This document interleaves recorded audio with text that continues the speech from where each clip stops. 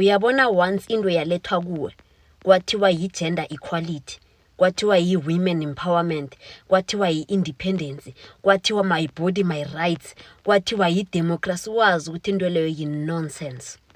Nangabe ufuna ukubulala isizwe, thoma ngabafazi besizwe leso.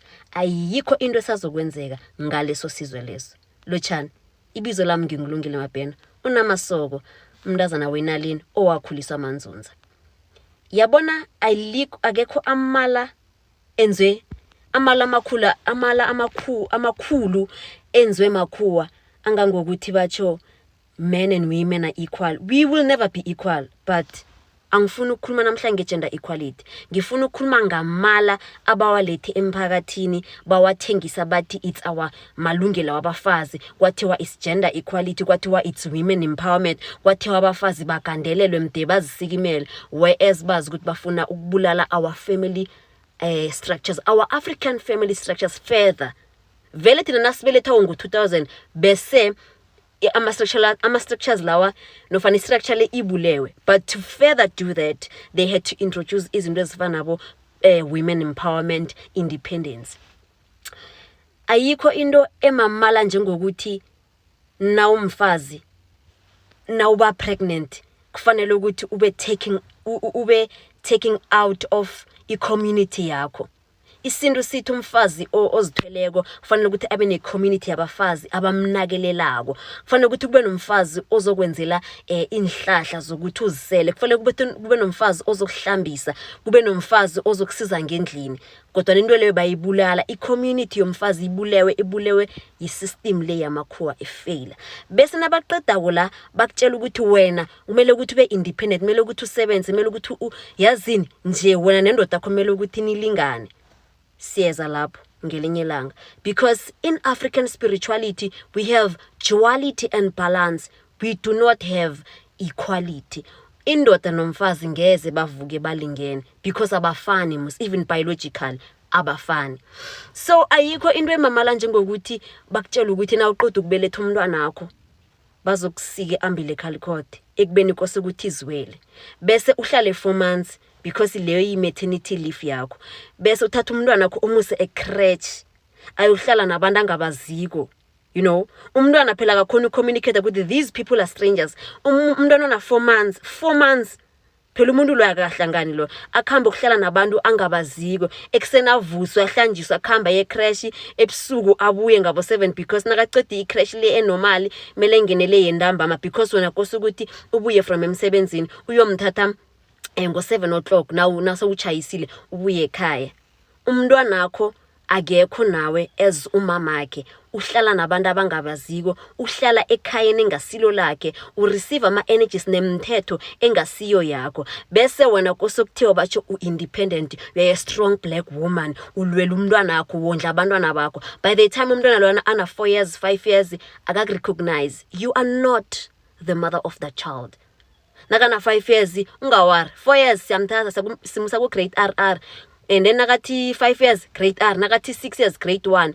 By the time uphapha umntwana kana 16 years awazi ukuthi into lohleli nayo le iyini. This is why we have a problem in this country yabantwana abangezwako. This is why kulula ukuthi umntwana adla ama drugs. This is why kulula umntwana ukuthi azithole alone bese akhamba ayokufuna ithando langaphandle, which leads to drugs, rape and yonke inyakanyaka evane sihlangane naye as ababelethi. This is why abantwana bangakhona ukukhuliseka ngokomthetho, because abantwana nasekuthomeni akhange kwabangebethu. Abantwana abangebaka kahulumende bakhuliswa ngurhulumende, bakhuliswa maneni, bakhuliswa yimedia. By the time when we emsebenzini, and mind you are tired, you are so tired, awukhona ukudlala nomntwana wakho. The next thing oyenza yini kumphosa ngefoni uthi abukele uCocomelon, the very same Cocomelon that causes ADHD. They never tell you these things. Angeke bakutshela ukuthi i-anxiety, ADHD into ezozibangwa yini, bakutshela ukuthi no, as-curable. Asazi ukuthi indwezi zibangiwe yini, we cannot tell scientifically.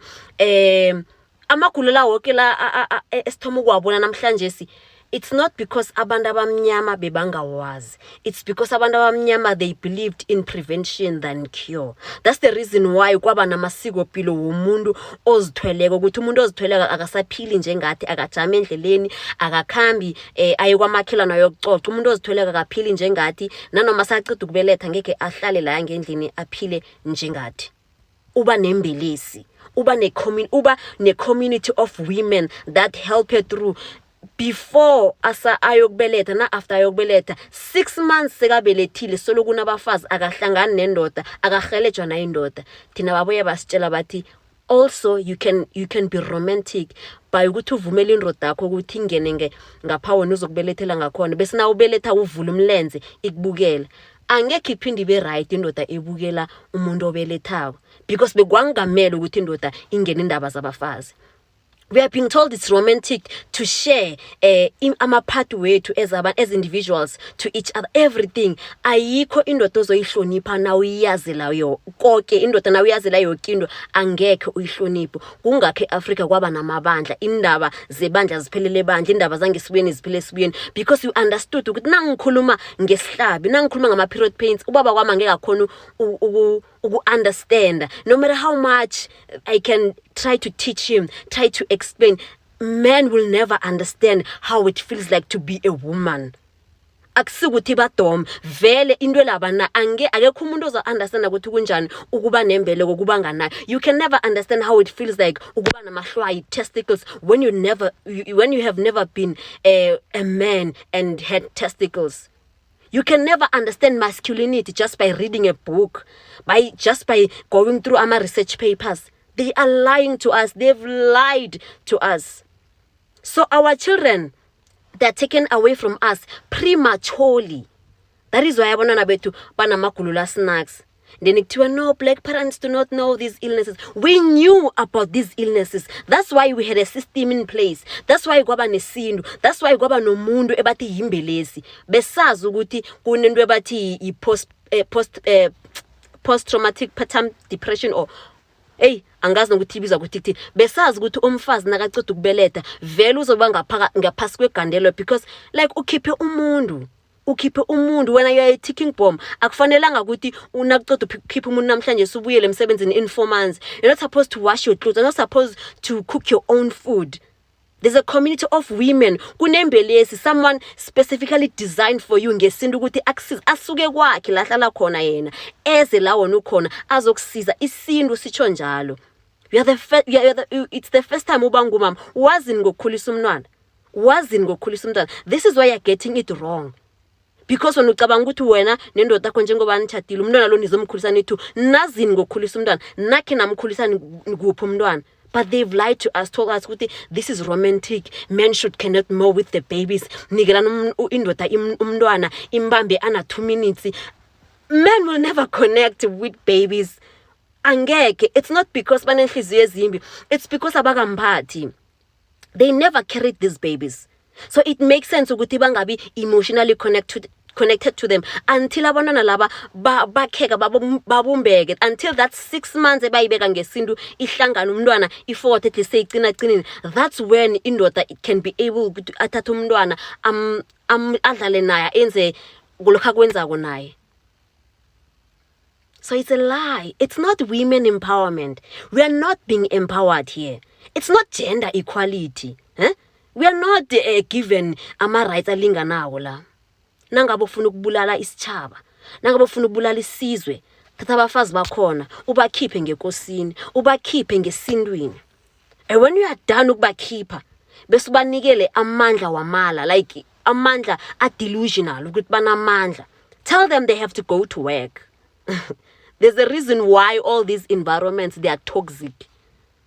There's a reason why all these working environments are toxic. Azange ngihlanga nomuntu othi mina la ngisebenza khona kumnandi. There's a reason why. They lied to us. Mfazi kuletla. We're never supposed to be taken away from our babies. It's not right. Abantwana bethu, they are suffering because basukile kuphi ebomameni babo. And we think buying them ibisi lestolo helps them to grow up. That is flavored bullshit. It's not even ibisi. It's not even ukudla. Ibisi le black akusikukudla. My chemicals are flavored, and we're giving ibisi lelo to abantwana bethu. We think everything is gonna be fine. Oh my goodness, I'm so sorry for swearing.